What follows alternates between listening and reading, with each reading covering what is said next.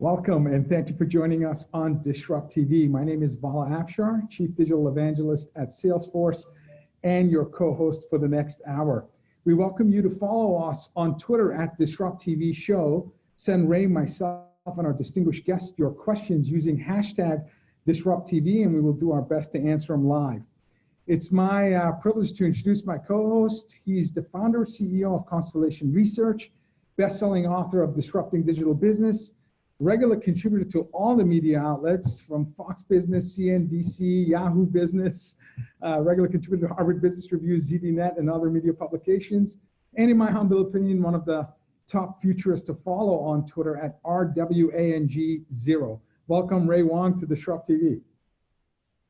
Hey, thanks a lot, Vala. I'm here with my awesome co-host, the Chief Digital Evangelist at Salesforce, more importantly, an author himself, thought leader, not called a thought leader by himself, but by so many others as a top CIO follower, this top CMO follower on Twitter, and of course, lots of broadcast outlets around the world. But it's not about us. What's more importantly here is talking about our cool guests that are on stage today. Who's up now? What do we have in terms of our CEO whisperer? Yeah, that's right. It's a privilege for us to have Jerry Colonna, CEO and co-founder of Reboot.io, and author of a book titled Reboot, Leadership and the Art of Growing Up. Reboot.io is an executive coaching and leadership development firm whose coaches and facilitators are committed to the notion that better humans make better leaders. In Reboot, Leadership and the Art of Growing Up, venture capitalist turned executive coach Jerry, who Gimlet Media dubbed, as you said, Ray, the CEO whisperer, I love that, reveals why growing up and developing into leaders are intertwined and why both depend on what he calls radical self-inquiry, which we're going to learn about. For 20 years, Jerry has been using his knowledge gained as an investor and executive board member for more than 100 organizations to help entrepreneurs and others lead with humanity, resilience, and equanimity. Prior to his career as a coach, Jerry was partnered with JP Morgan Partners, a private equity firm of JP Morgan Chase. Jerry joined JPMP from Flatiron Partners, which he launched in 1996 with partner Fred Wilson. Flatiron became one of the most successful early stage investment programs in the New York City area. He's a must follow on Twitter at JerryColonna. Welcome, Jerry, to DisrupTV. Oh, thank you guys for having me. It's really a delight to be here. Thank you, sir.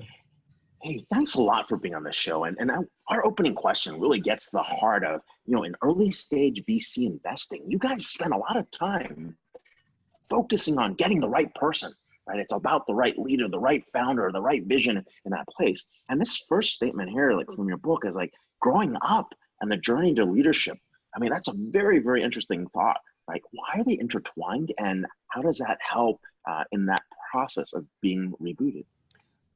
Well, they're intertwined because leadership is so hard.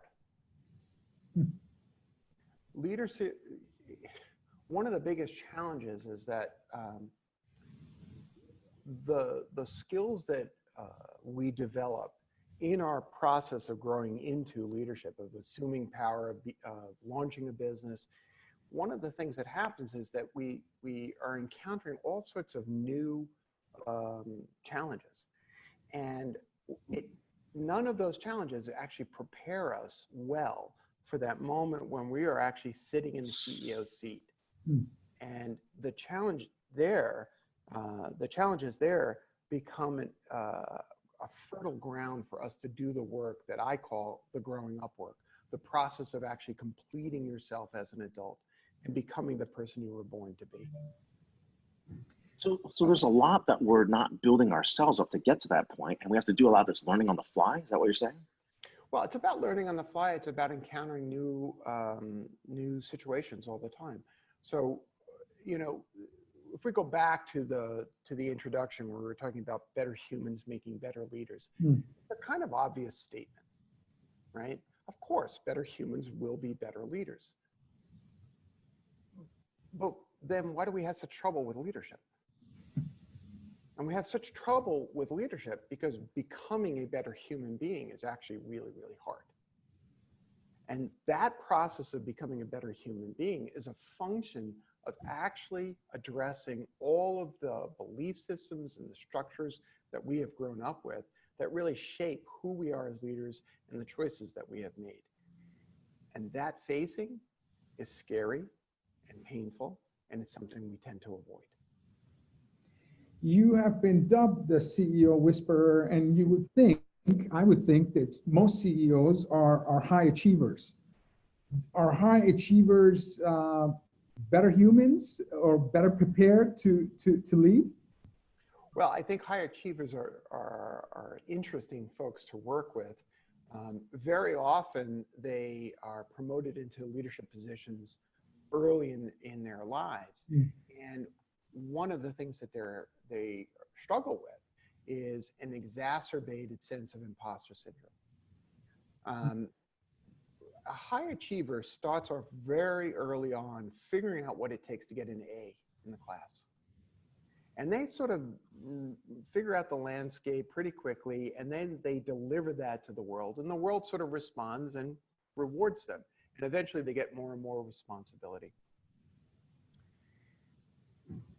Throughout the entire process, there's a little whispery voice in their ear, though, that says, you haven't really been tested. You don't really know. They haven't figured out that you don't know what you're doing.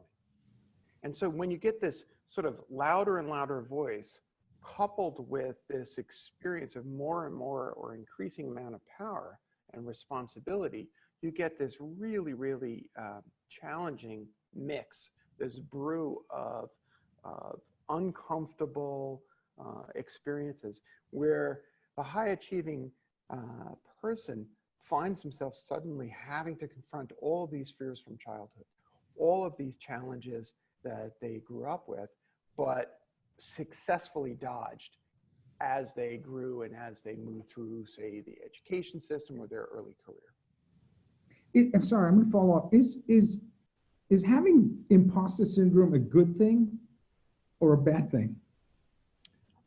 What if we took it out of the good or bad and just said it is something that people have?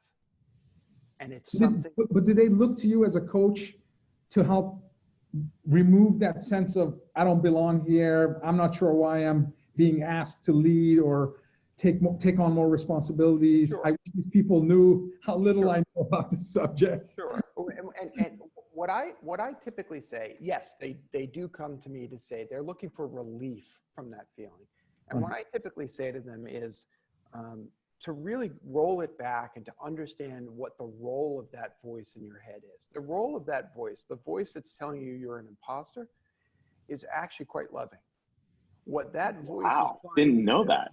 Yeah, I'm feeling this all the time, man. Imposter syndrome. Well, what that voice is trying to do is keep you from being humiliated.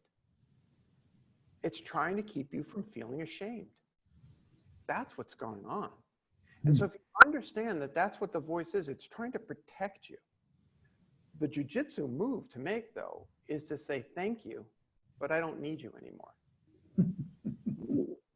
I don't need you to warn me anymore because I got this.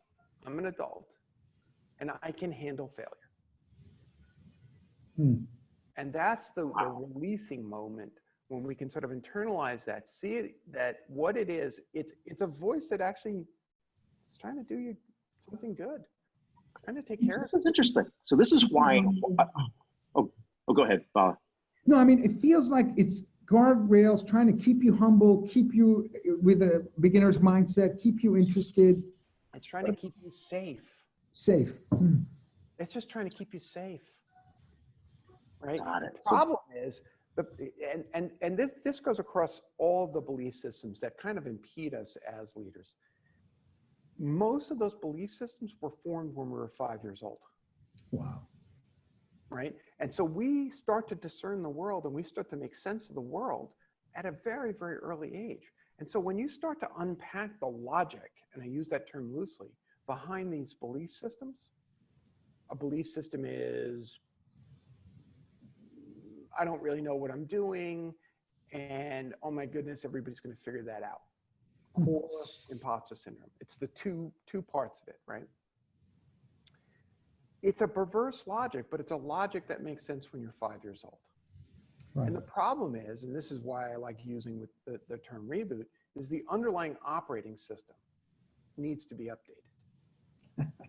And that, those belief systems are like subroutines in version 1.0 of our application of us. And all of a sudden we've got all these other functionalities that we have layered on top of that, but we actually haven't changed and updated the programming. And that's the reboot part of it. Great analogy. Great analogy. Great. And engineers like it when I point out that we all go into adulthood with a massive amount of technical debt. And we can't turn around and just say, okay, we're going to scratch it, rip everything out, start all over. What we actually have to do is sort of examine each subroutine and say, that one doesn't work anymore. So this is the radical self-inquiry process you're talking about. Exactly. Exactly. Okay. And you're saying that. Well, Ray, go ahead. You were surprised when I said that the imposter syndrome voice is actually a loving and kind voice. Yeah. You were surprised when I said that. I had a tiger mom. Okay, I don't know. Okay. You had a dad, tiger mom and dad. Okay. Now we're going to get into a very Jerry coaching session. Did your mom love you, Ray? Loved me a lot. Everything she did was out of love. Same thing. Same belief system, same structure. The problem is the war that your mother was preparing you for wasn't necessary.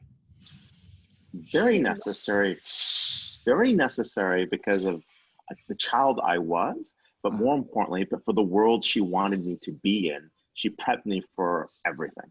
And she probably carried forward a belief system from her childhood. Right? So all that comes together, and she looked at the world as it was going to be, and the child that you were, and she wanted you to be prepared. So it was all about love.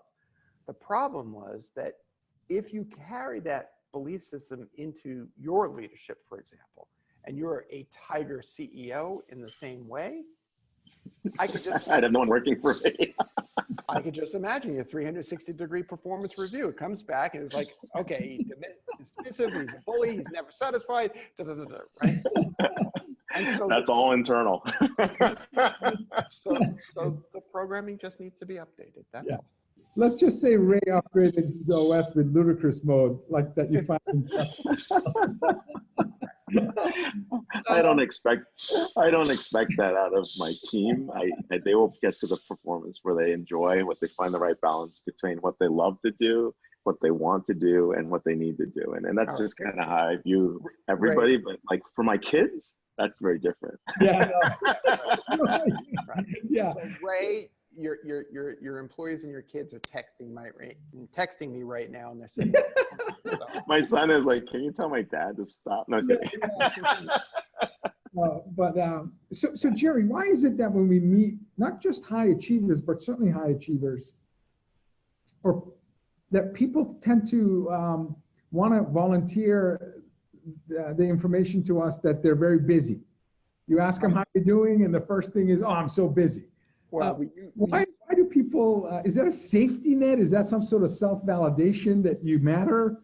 What is it about talking to people and telling them how busy we are? I think it's a number of things. Yes, and in some level, we measure worth by output and outcome. And so if I'm really busy, then I must be important. The irony is, if you look at someone, say, like Warren Buffett, I can almost guarantee that when you call him up, he's like never busy, right? But I'll take his success over the next guy. But we live in this sort of bizarro world where we associate output with value. So that's one thing. The other thing is that I think that we stay in a busy state because we're a little afraid to actually slow down.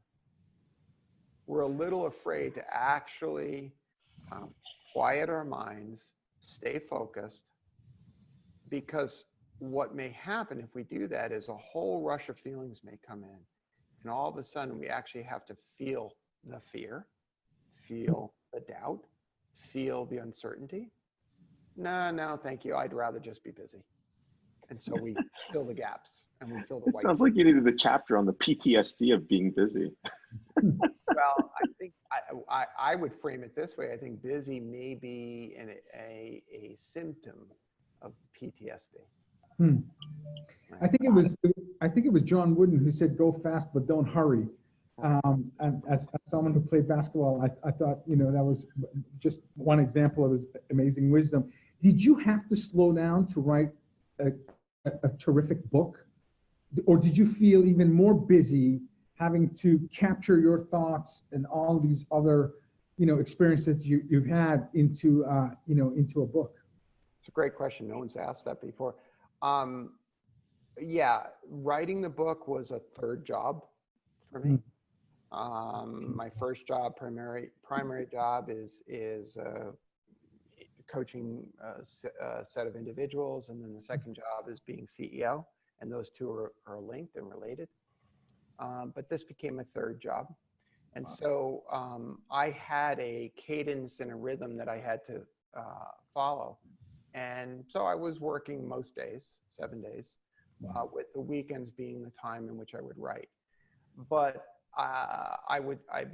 to be clear, writing was very meditative for me. Yeah. Writing is a way for me to slow down, even though there's activity. And that was really important. I have my own version, by the way, of the John Wooden quote, which comes to me from one of my boxing trainers, who she herself was in the Army. And she used to say, slow is smooth, smooth is fast, fast is deadly. Wow. And that's actually a line. I just had to digest that. That was really good. Right. And so what you want to do is actually aim for smooth. Not fast, not slow, but smooth. So absence of friction? Absence of friction, a kind of cadence. It's like, this is what it is. I get up and I do this work, and this is what I do, and then I stop, and then I go. Whereas if you think about people described as busy, what they're really doing is they're spiky in their productivity. So all of a sudden I'm overwhelmed, and then I have to crash. And then I'm overwhelmed, and then I have to crash. And any athlete will tell you that's a terrible way to train. You don't get into a flow state. You have to get into that flow state. You got it. Yeah. You got it. John, Jerry, I can imagine this like at a fireside chat for an executive summit. This kind of like cadence of stuff, because I think people don't have enough time to reflect and think, right? Because we're for a lot of high performing executives, they're just on, right? They are on so hard, right? And there's a lot of confusion in terms of like what they need to like up level their game. And for many folks, it's just work harder, right? And it sounds like that's just the wrong way to go. And really to shift there. Now, one of the questions is, how can we transform untamed hungers and compulsions into tools for creating organizations? Well, the best expression of that, I would tell a quick story about a client who came to one of our boot camps, our multi-day retreats, and was complaining the first night because I was sitting around and had them all reading poetry, and we were all crying and all this stuff, talking about childhood. And he got really annoyed. He's like, what the hell's going on? I have a problem with a greedy SOB head of sales. And this is my problem, and I came here to fix this. And I sort of made a deal with him. I said, if you stay for the whole weekend and you don't have an answer to your problem, I'll give you your money back. Wow. He's like, okay. So he stayed. And a couple of days later, we started unpacking this notion of greed. And we realized it actually was rooted in his own childhood. In fact, what had happened was he had hired this person and, in my parlance, outsourced his internal compulsion for greed. Hired somebody to be that person, but it was politically incorrect, so it became greed. And what was his childhood compulsion? He was afraid of growing up without enough food. And so what is greed? Right? What is greed? Greed is just the wish to make sure that you're safe. Yeah. With a 5-year-old's reaction. If I have all the food, if I have all the toys, then I will be safe. That's what a 5-year-old's thought. Well, it is. It's the accumulation of options. It's the accumulation of safety. It's the accumulation of resources. That's right. So what we did was we transformed that belief system into My assignment to him was, okay, now your new job is to make sure that nobody in your company ever goes hungry again. Wow. So all of a sudden the mission, the compulsion, which was negative, greedy, became positive. Let's all succeed together. Brilliant. And it's a little, what I call those sort of little jujitsu moves. Let's transform it. Let's reframe it.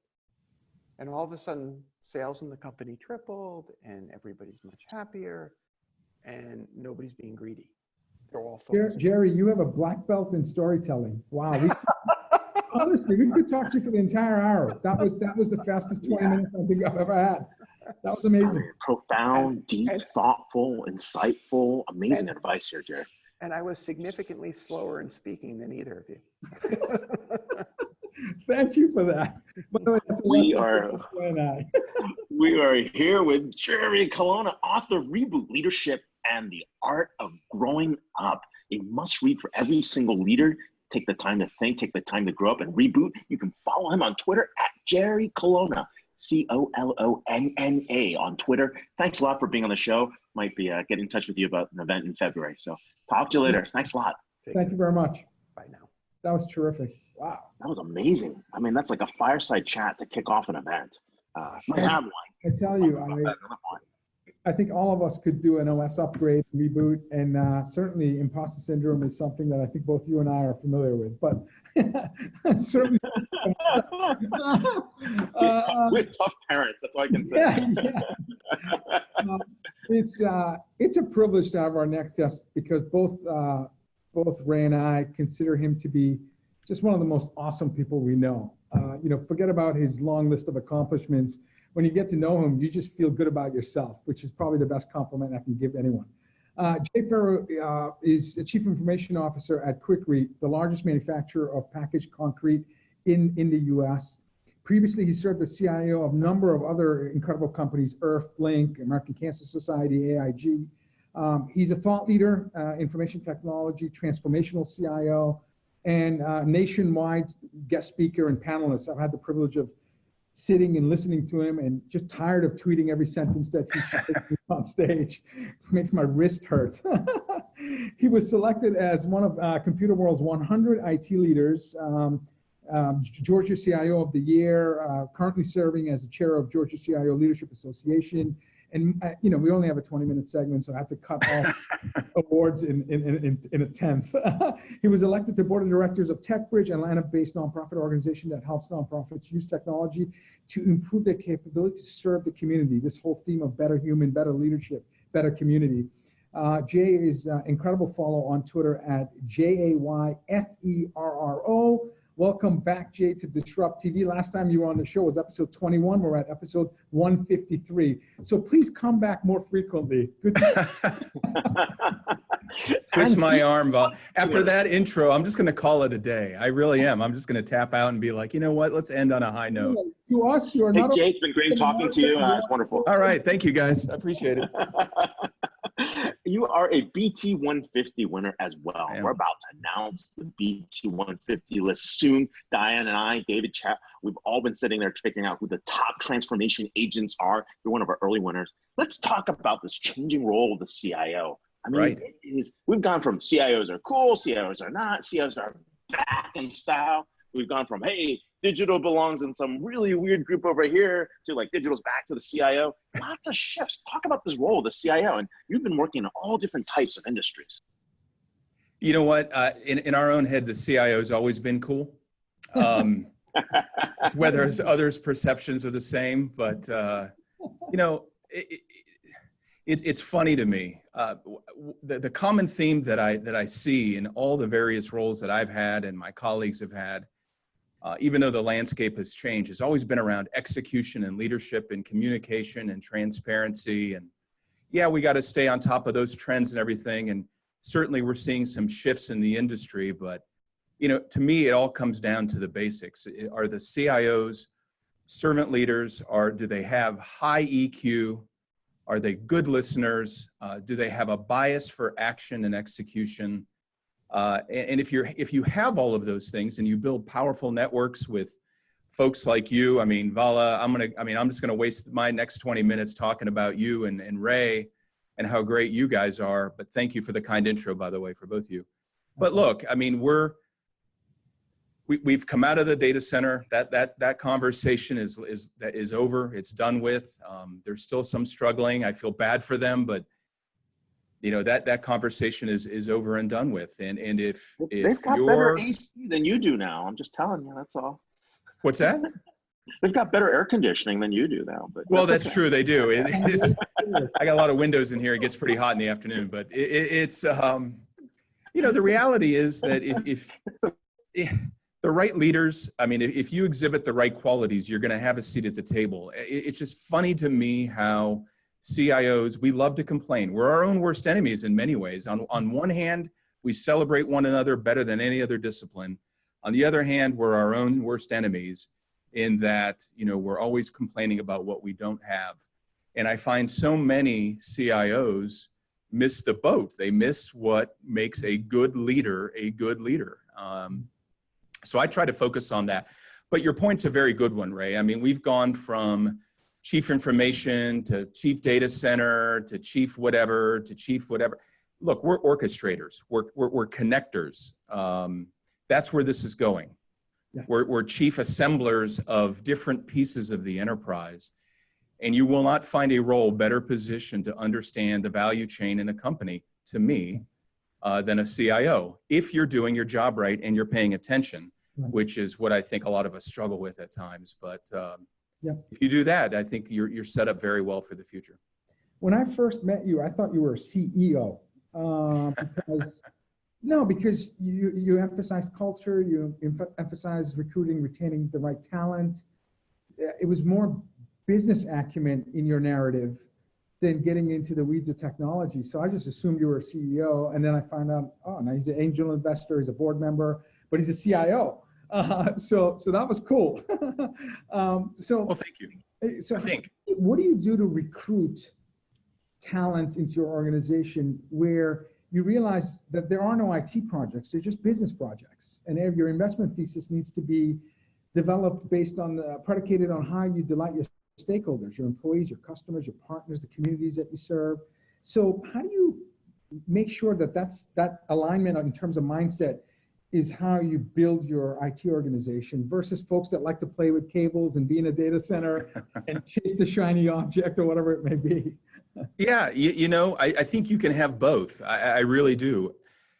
To me, it's about selling culture. It's about selling the passion, you know, my passion for what I do. You guys have heard me say many times that I'm a zealot, or I'm a crusader for what I do. I feel like very few people in life find their reason for existence, and I have, you know, I love what I do, and maybe that might morph into CEO or COO or something else in the not too distant future, but I love the leadership aspect. That said, I love technology. Yeah, I absolutely love technology. So the way I try to attract and retain talent is making it very clear that the IT organization the organizations that I build are all around transparency, delivery, visibility, accountability. We're always going to know where we stand. We're always going to own up to what we're doing right and what we're not doing right. But we're going to be part of the business, and that I always have their back. And I'm very, very open about what's working and what isn't, and how they're important. I remember, you know, Vala joining an organization years ago, and I actually had an entry-level service desk in this mammoth organization. And they said, Jay, we are so many steps removed from the customer. You know, what we do doesn't really matter. Wow. And I stopped and this is when I had just joined, and I stopped and I clutched my chest and I said, let me tell you how it matters. And so I told them a story about, you know, one of our customers who made a phone call and was going through a very dire situation and needed just to hear a friendly voice on the other end. And I gave them another example of, I said, look, you know, our employees who are calling you for support, they are human beings at the other end of the line that are responsible for generating revenue, for serving our customers. And all it takes is a good experience with you to transform their day and pay that forward back to our customers. So if you think that what you are doing, one phone call at a time, doesn't matter, you're wrong. You're dead wrong. And it is absolutely just as important as any other role in the organization, and you got to believe it. And I think the other thing I do is always making sure they're front and center, whether it means taking a tour of our plants here to understand where our employees are and what we do, meeting customers and other organizations where this is who you serve. This is how we make money. This is who we want to make happy. And people seem to like that passion. And I've had a pretty good track record of attracting and keeping top talent around. I'm proud to say that there are 6 CIOs in Atlanta that I've hired and trained over the years. Wow. That's paying it forward. No, we definitely hear about that. That's amazing. Well, I'm not very good. massive. I'm not very good by myself, but I'm very good at finding talent. How about that? I'm a cautionary tale of what not to do. That's a superpower, by the way. Just do the opposite of me, and you will be a world-class CIO. That's awesome. Hey, you know, Vala did allude to the fact that, I mean, you really do understand the business. And I think that's one of the things that sets you apart in the job that you have and all the different jobs. You get to understand the business model that's there. I mean, have we seen CIOs become CEOs, especially in this day and age when technology is such an underpinning of it, and when you can put a business background to an IT background? I think the good ones are the best positioned to be CEOs.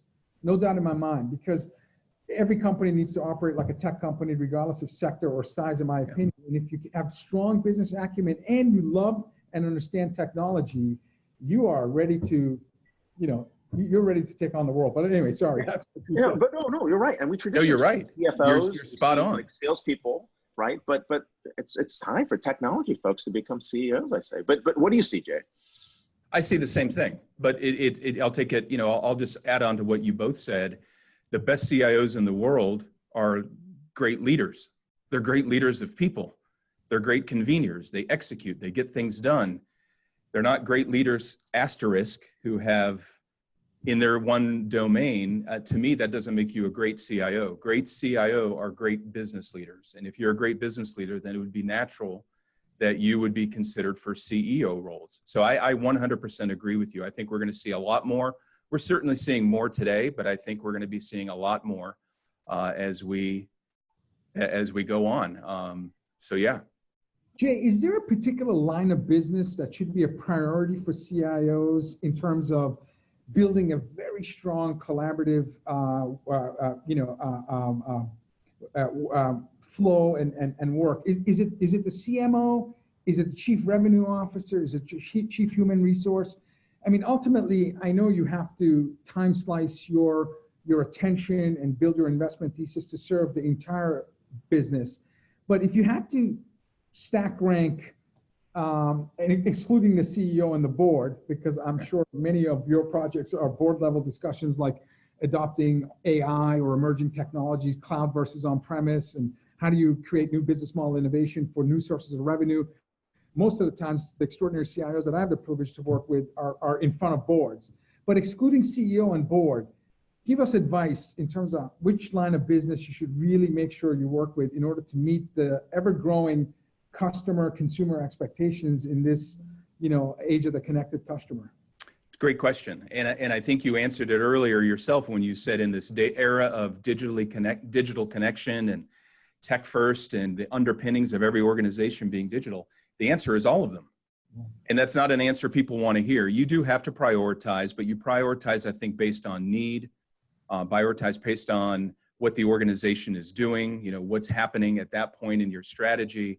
To me, I have found that building relationships all across the organization with your peers and your different functions pays off. I want my organization having a reputation of serving all citizens equally within the organization. Now, again, you have to place bets, right? You're not spreading the same hours, dollars, capacity toward every function. But in terms of respect and time from the CIO, they all deserve it. And I will tell you a perfect example. When I was at the American Cancer Society, I joined, and IT was a 4-letter word, not my words. I was told that by a very senior leader. And I immediately started building relationships naturally with the CFO, the CMO, et cetera, but also the head of HR and the head of corporate communication, the chief legal officer, and a number of others who had maybe not gotten the attention historically, but really were looking for some quick wins. And IT was kind of mired in this very onerous prioritization process that really was broken at the time. And I've seen this in multiple companies, so I'm not picking on ACS by any means. Right. But their projects, because they didn't, quote, generate revenue, never made it to the top of the list. And so you had these projects that were 3, 4, 5 years old, these requests that were never going to get done. And many of them were just quick wins. And I was like, God, that is ridiculous. We're going to start chipping away at these. And because they pay huge dividends and they build great camaraderie and they build great capital within the organization. And so my answer is all of them. I already hear, I've built good relationships with my peers, and I'll continue to do that. Great advice. Great advice. Wow, that's wonderful advice. Hey, so quick question as well. I think the couple opportunities that we keep seeing, and we got a couple big buzzwords that keep popping up, right? So I'm guilty of one of them, digital transformation. I want to just go down the line, see what you think about these. AI is one, number one. Tattooed on your arm, digital transformation. I do. Soon digital duopolies, right? That's his next book. Go ahead. Next book. The digital transformation, AI, we'll talk about blockchain, and then one that people don't talk about, multi-cloud, and then business continuity. So I'll just throw them out there. You can take them any way you like, but what are you thinking about those? Like, are these buzzwords? Are these things that are going to stick around? Of course, yeah, they're all going to have their place. Multi-cloud, I think, is the one that I get most excited about. And I think AI, we talk about it, and nobody really has the same definition of it. I think blockchain has been an interesting journey of hype. That bubble kind of, within the last couple of years, cratered. But look, it's going to have a place. It's going to continue. The hype cycle will do one of those things like it always does. And it's going to be another tool in our arsenal. None of those in and of themselves, without good people and good strategy and good execution, will do anything for anyone. But I'm excited about all of them. I think there's a place for all of them in every company that I've been with. I'm really excited about the notion of a better class of problem, no matter where you are as a CIO. If somebody can do something for an organization better, faster, cheaper, more nimbly, more agile, and they can offer capabilities to take things off of my hands, I still own them. Yeah. But I want to take advantage of those, whether that be robotic process automation, whether that be AI, whether that be getting data real time from the edge. I mean, just all of those things. Of course, I want to listen. I'm excited about all of them. As an angel investor, but now a CIO of a company that's a sector leader, how open are you to inviting startups so that they can provide their solutions as part of your tech stack? And if you are open to it, what advice do you have to startup founders when they're coming to pitch to you, a CIO of a sector leader, so that they can have an opportunity to demonstrate their capabilities? Well, you just said it, demonstrate, right? Show, get it beyond PowerPoint. It's not slideware. You got to see. Yeah, no, I want to see it in action. Product. Yeah. Take the time to understand what an organization is doing, whether it's mine or anybody else's. Take the time, do the research. Don't expect, all the excitement that you have in the one-room office to translate immediately to the boardroom of a very big established company. They're going to want to see reality. But also, when you listen, you're going to take it to the next step and start solving problems that you're hearing.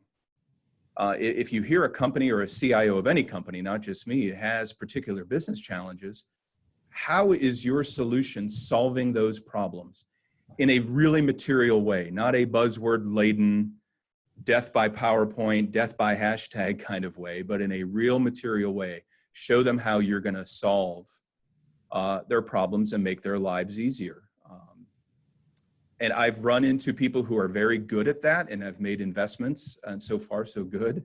Yeah. And I've run into people who just cannot fathom that and are more enamored with I don't know. They're more enamored with the buzzwords and the tech and looking inward and navel gazing than they are with really understanding the practical applications of their technology or their solution. How much time do you give them?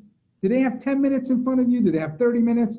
Are you able to, I suspect you are, within literally minutes know this isn't going to fit in my company? Or I know pretty quick. We have a very vibrant startup community in Atlanta. Right. And certainly I listen to pitches all over the country and really all over the world. But here in Atlanta in particular, we have a very vibrant startup community. And so I'm involved with a number of different incubators and consortiums around who make investments. And so I have the luxury of, kind of quote, speed dating with a lot of the different startups and firms around the organization. Yeah. I love innovation. The advice you gave is sage advice to big companies. In other words, if you don't have jobs to be done and you're not giving a concise, relevant, trustworthy demonstration of your capabilities, I don't care how big or small, you're not going to be partnered with Jay. I mean, I know you're a smart CIO, so bet them quickly. I love tech. I'm a lifelong technology guy. I learned how to program. I don't even want to say the language, but I learned how to program COBOL and and everything back in the, say it with pride, man, back in the the very late 80s. And I built my first computer in the in the mid 80s and from scratch, and back in we all did the VIC-20, Commodore 64, TRS-80 kind of stuff. But I love the technology too. But we have a company to run, and right. And day in and day out, the role of the CIO or any executive is really not all that glamorous. You're moving product, you're trying to attract and retain customers and delight them and, build a superior product and all of those things. How is your product, vendor X, helping us do that? How are you going to help delight our customers? How are you going to help make my life easier, not Jay Ferro, but my quote company's life easier so that we can better focus on what matters in the company. And that is attracting and retaining, and by retaining, I mean delighting and serving our customers. So to me, it's simple, but yet it's so hard. It sounds common sense, but I know, I'm on the other end of being pitched to, and I need to listen to you and watch this segment because we're leading companies. But hey, real quick, I really want to jump in on Atlanta, right? Part of the reason we're holding a conference at the end of February next year in Atlanta is because massive innovation there, right? Very, very young talent, very, very good talent, all types of business ideas in one spot. I mean, Atlanta is one of the big innovation capitals in the country, and people don't realize that. And so that's part of the reason we want to do that in Atlanta, to showcase this ambient experience summit. And it's going to be wild. So we're definitely going to get you involved, talk to you more about that. But it's been great to inspire people there. So hey, thanks for being on the show. Jay Ferro, multi-CIO everywhere at Quikrete, one of our guys, thanks. You two are the best. You two are the best. You're two of my mentors. Thank you. Oh, you just made me. Hey, no, thanks for being on the show. You rock. And we'll catch up with you more. So take care. All right, guys. Thanks. Have a great weekend. Thank you so much. He's an exceptional CIO. And speaking of exceptional people, people that I certainly learn from, I think I owe this man probably 40,000 Twitter followers. So because of his genius wisdom. Dion Hinchcliffe, Vice President, Principal Analyst at Constellation Research. Dion is an internationally recognized business strategist, best-selling author, enterprise architect, industry analyst, noted keynote speaker. Again, anybody who follows his work recognizes that he's all around the world, inspiring, educating some of the business leaders of the biggest companies in the world. He's a widely read columnist for ZDNet, Information Week, Enterprise, Irregulars. He's best-selling author of the book Social Business by Design, which has concepts that are as relevant when he wrote the book as today. Absolutely. Thanks for that. Absolutely. Dion was recently identified through data analysis by Robert Half Technologies, one of the top 3 people mentioned most by CIOs worldwide. And industry analytics from Analytica ranks Dion as number 2 influencer globally on the subject of digital transformation. He's a must follow on Twitter. I can't more strongly emphasize, if you're going to follow 5 technologists amongst the 5 at DINCHCLIFFE. Welcome back, Dion, to DisrupTV. Thank you so much, Vala. Great to see you. Thanks, Ray. Looking forward to the conversation. Lots of exciting things happening. Absolutely. Yeah. Oh, did we lose Ray? No, I thought I heard him talk. I heard him, and but I'm going to start with the question. I just right before the show tweeted your digital transformation trends for 2019 ZDNet article, again supplemented by a beautiful illustration that summarizes the post. But you took the top business trends and you separated from the top technology trends. Can you talk about your findings in terms of the trends, digital transformation trends for this year and beyond? I feel like many of what you pointed to will be priorities beyond just 2019. Oh, absolutely. Yeah. So a lot of these are themes that have been running along, but digital transformation is a lot of people think it's old hat now, and we've been talking about it for 5 years. But most organizations are still at low levels of maturity. They're just learning about what to do. We're going to be doing this for another 5 or 10 years. So there's technology things you have to do, but I put the business trends first because that's the hard part, right? It's getting the people aligned and educated and cultivating the talent and getting everything ready. And we see, one of those big trends is this conversation has gone all the way to the top of the organization, to the CEO, who's now leading or at least sponsoring digital transformation efforts more than the CIO, more than the CMO now. We see that getting workers up to speed, getting them the talent, the tools, the skills they need to actually drive forward the transformation. That's an education process. That's a hiring process. That's the mentoring process. We also see that organizations have lots of digital transformation initiatives. I go into organizations all the time when I find that they've got 4, 5, 6, 10 different efforts on customer experience alone.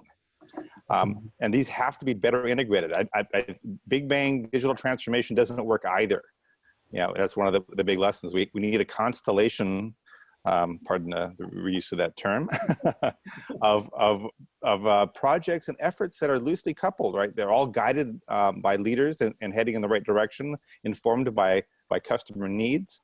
But it's getting those initiatives integrated is key. And I think it was interesting to me, a survey last year showed that most employees feel like they don't know what the digital transformation plans are, what the strategy is, how they can help, what they can do. So improved leadership communication has really, I think, been more broadly felt that we've got to do a better job at that. And then just doing all this sustainably. What Jerry was talking about is, and what you said, Vala, which is we have to go, we have to go fast but not hurry. Right. Dion, a follow-up question. Are you surprised, or can you think the last time where CEOs of companies were leading technology-related initiatives? Certainly, when you look at the last 20 years, the era of the cloud, the era of mobile and social and Internet of Things, and has there ever been a point in time, if you look back the last, let's say, 20 years, where you had so much active involvement at the CEO level, leaning into technology in order to transform companies? Yeah, well, it's interesting. If you look at what happened with Burberry about 4 or 5 years ago, Angela Ahrendts, who went on to Apple, she got the CEO job, and she looked at what she had inherited as a CEO. She said, I can't run a modern organization on this giant mess. And I think she was at the Salesforce conference, and she had this big napkin up on the screen saying, this is what I was told I had to run everything on. I said, there's no way. In 1 year, we have to revolutionize everything that we're doing. And she really drove that, and she turned that company around. Burberry was in the doldrums, and she drove serious performance for that organization. I think she's a poster child for how a CEO can make all the difference and can really accelerate those efforts. Absolutely, and that's great. 5 years ago. Yeah, absolutely. Yeah, no, that was actually pretty recently, and of course, once you join Apple, you don't know where everyone disappears. You have no idea where they go. It's like never heard from again. But no, they're definitely doing good work. She's still there. So, hey, Dion, we're talking about traits of good CIOs and what they need. We're talking about traits of other digital leaders and transformation leaders.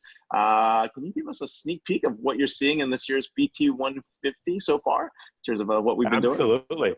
Yeah, so Ray, as you know, we have the BT 150, but for those who are watching, it's the Business Transformation 150. These are 150 folks we think are exemplars that really hold the torch for how digital change should be happening, how digital leadership should be exerted. And it takes us a long time to pick the right folks. And we're about ready to announce later this month, later next month, I guess, who those are. And it's interesting. We've got kind of a who's who list. I think, and the motivation really is the storytelling in the IT industry is really poor. We don't learn from each other. We go to these conferences and we have high-level case studies, but we don't really have people that we can talk to. We don't know who's actually doing it, and this is a great list to help you do that.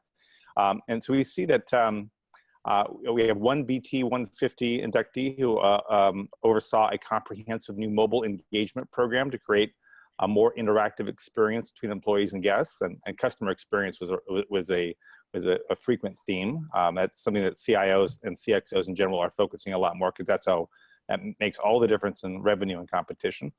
Another one created and launched a disruptive strategic marketplace platform for open banking. So, we waited a long time for financial services to be disrupted. We got a lot of folks that have done that on the BT 150 this year, so I'm excited about that. We have another inductee who realized something called AI ops, which is artificial intelligence operations, as in actually driving your organization, its operations using AI technologies. This is a major Fortune 100 company doing this, and also while she was doing that, she led her organization into a successful true multi-hybrid cloud strategy, which is another hot topic today. Yeah, so it's the most diverse BT 150 we've ever assembled. We've really tried to make sure that this year. It's the most sustainably focused BT 150 yet. So I think we've, in terms of capturing the zeitgeist, the themes of the moment, we've done a good job. Would you consider, two questions. I don't know why Chief Digital Evangelist has never been part of a BT 150, so I'm just going to put it out there. Oh, we'll have to write that one down, Bob. But a more serious question, although I was serious. Because you're a masterful artist in terms of conveying through pictures concepts and theories, if you have to develop a histogram or a picture of the BT 150, which industry would be most represented? Is there an industry or sector that's not included at all with these 150 participants? Like, for example, will we see BT 150 from manufacturing, or will retail and fintech be the one that dominates these incredible trailblazers? Going through the process of selecting this diverse group, do you glean insights in terms of laggards versus leaders by industry, by company size, by geography? Yeah, it's interesting. So we have an outsized representation by things like healthcare and financial services, industries we wouldn't have really seen as being looked at as digital innovators, but very much now. Healthcare surprises me. Wow. Yeah, there's so much happening right now. Everyone's moving to electronic medical records, and as they're doing that, they're completely modernizing everything, because this is the time. That's the core of the system. Is patient care, patient experience. And so we see a lot of healthcare CIOs on the list, CXOs in general, actually. Financial services, manufacturing, of course, is well represented. Retail is well represented. Insurance, less so. We still don't see, there's a few good companies out there. You look at the Esurance and Geico, but that is still a hard industry to transform because it's highly regulated and don't have a huge amount of representation on that industry. Any legacy sectors like agriculture, oil and gas, telecom? Are there BT 100 trailblazers in what? Yeah, it's interesting. Yeah, we certainly have the energy sector is represented. Telecom, not so much. I mean, it's a tough industry. Even though 5G is going to be the biggest thing to hit the whole technology world ever, it's going to change everything, enable all new possibilities, give us bandwidth and capacity to do things we never imagined before, right? The telcos are just going to build the bottom layer of that, and it's going to be all the next generation of startups that are going to generate enough, trillions of dollars of wealth using 5G. It's not going to be the telcos. It just doesn't appear to be.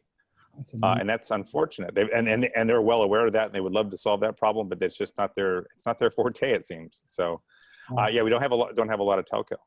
So it's interesting. I look forward to the reveal, because first thing I try to do is connect with the 150 through social and other means, perhaps guest on the show, because these are, if the past is an indication, some of the smartest, most committed, and most collaborative people that you'll meet in the technology business industry. So terrific. Absolutely.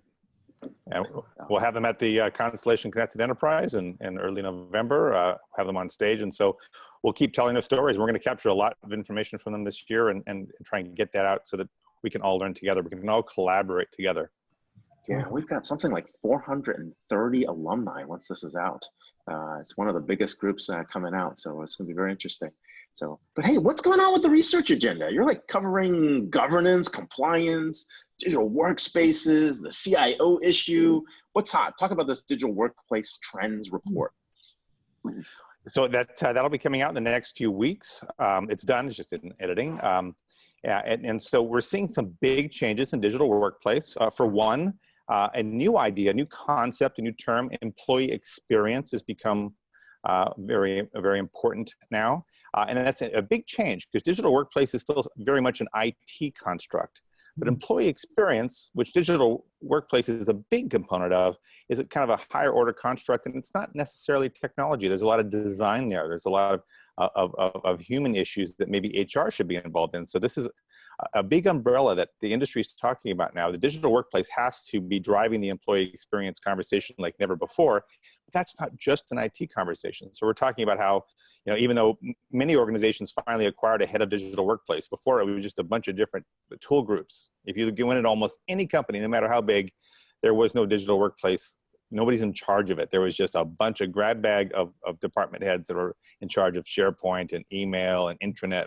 That's all changed now in the last few years, and now it's going to change again with the employee experience, saying, all right, we need to up level this even more, because that's the big boundary between our workers and all this IT that we're investing in. And we're at a high watermark in terms of investment in IT right now, and we're not getting enough value out of it. It's not effective enough. It's too fragmented, and that's the other big trend that we see. It used to be big suites were much easier for IT to manage. They all, kind of work together. They were good enough. That is not sufficient anymore. And plus, it's now become so easy to integrate things together that we're re-entering that age where we're going to start doing local tool choice, mixed best of breed. Almost every CIO I'm talking about is saying, I can do this now, and I can do it cheaply and easily. I can build the best IT for my workers that I've ever built. I can even let local departments vary based on the tools that best help them. And all this stuff is going to pretty much work together about as good as the big suites. Sure. So we're seeing this big resurgence and it's giving a lot of room for all these small startups and smaller companies, mid-market companies that had no chance before with the biggest Office 365, which is a great platform, but it's not, every app in there is not for everybody. And this allows all this to work together. So that's a very exciting trend, and a bunch of others. It's a big report. We'll be talking about how to integrate all these things. We're talking about workplace analytics, use case realization. So this focus on Accenture CIO says his job number one is creating the top 100 moments optimized with best practices for his workers. And he says that's his number one job, is creating those 100 moments, the core of the employee experience. So anyway, it's Andrew Wilson is a terrific CIO. Paul Daugherty is a terrific CTIO. Oh, absolutely. It doesn't surprise me that those two are thinking about, you can't improve the customer experience before you improve the employee experience. And as you mentioned, ground up adoption, just this year alone, companies like Zoom and Slack have demonstrated to us that when technologies have great adoption at the low level, not necessarily pushed down from the high hierarchy, there's great value. It's now a $100 billion market. But in the report, will we see a correlation in terms of companies that invest in employee experience through digital investments, see better net promoter score, better employee acquisition, retention, CSAT, not just productivity metrics, but also, indication of a healthy culture and being in a position to grow? The digital transformation studies by MIT does show that high maturity organizations exhibit all those things you just talked about. It's exactly right, but it takes them a while to get there. Most companies have an expectation they'll do it. If they do it this year, they'll get it next year. It takes a little bit, that journey takes a little bit longer, and that's the tough part for a lot of people. That's right. So you got to train for a marathon, but be able to run sprints along the way. Eventually, absolutely. That's right. Excellent. Go ahead, Ray. Absolutely. Yeah. So that's the Digital Workplace Trends Report: How to Build a Modern Digital Workplace and Employee Experience. That'll be out next month. That's fantastic. Wow, that's awesome. We're here with Dion Hinchcliffe. He's got a lot going on. You can check out his blog on the Slack direct listing and IPO. And we never got to summer reading list, but I'm sure we'll hear more about that in the next list. I'll tweet it out with DisrupTV tickets. Oh, great. Please do. You can follow him at DHINCHCLIFFE if you're looking for him. And more importantly, one of our top members here, top analysts here at Constellation Research, which you probably see for his awesome charts on ZDNet. So thanks a lot for being on the show, man. Have a great weekend. Yeah, you bet. You guys are the best. Thanks so much. Take care, Vala. Take care, Ray. Thank you. You know, I tell you, so we know the human mind processes an image 60 times faster than text. It's amazing that when I read Dion's articles, you'll find me for just minutes staring at the image without reading the text. And I feel like I get it. Yes. I'm like talking to an image because he so masterfully, creates illustrations that essentially, give you a Cliff Note version of the post. And then he adds contextual intelligence with the writing, but his graphics are second to none. The graphics are amazing. If you understand the graphic, you get the whole model right away, right? So it's amazing. And I think without the graphic, you sometimes miss subtleties and relationships, because even the way he places arrows going from one concept to another, like everything is probably spent hours thinking about where that arrow is. I bet those drawings go through pretty rigorous reviews because it's just they're pristine, they're clear. Anyway, I love his work. He's That's amazing. It's amazing. But what do we have next week? We've got some very interesting guests. Well, hopefully. So no show next week, but that's right. I was going to say hopefully next week everyone's enjoying their barbecue or relaxing, decompressing after the 4th. So we're not going to have a show next week. So episode 154. And very close to being 400 unique guests. We're getting there, Ray. That's a pretty big milestone. But on July 12th, we're going to get together and we're going to start our show with Mr. Tom Siebel, Chairman, Chief Executive Officer of C3AI and author himself. So he's certainly an incredible guest when we get back in July. Rory DeBoff, Managing Director, Head of Content Innovation and Strategy at Extended Reality, VR, AR, Mixed Reality, MR at Accenture Interactive. So certainly, this is almost a 500,000 employee company that's at Digital Trailblazers, and the work that comes out of Accenture is amazing. We're going to see that when we talk to Rory. And then Tracy Malingo, Senior Vice President and Product Strategy at Verint. So an incredible show led by a legend, iconic legend, Mr. Siebel, and it'll be just like the show this week. You gotta get your popcorn, put on your seatbelt, and for an hour with some of the best and brightest people in the world. Ray, closing comments. I've been here in Seattle. I'm telling you, this is one of the enterprise software capitals of the world. I think between cloud computing and enterprise, it's happening here. Lots of talent, lots of tech, and lots of VCs all in one spot. I think this is going to be one of the biggest hotbeds for enterprise tech over the next decade. It's just incredible what's going on out here. So between Seattle and Bellevue, it's amazing. We should take Disrupt on the road and visit Seattle. Get 3 Trailblazers and do a show on the road. I'd love to feel that vibrancy that I can sense in you being there for this past week. I've met like 30 some people, just buy side, tech vendors, VCs, people that are retired, but no one's ever retired. They're like doing like startup advising.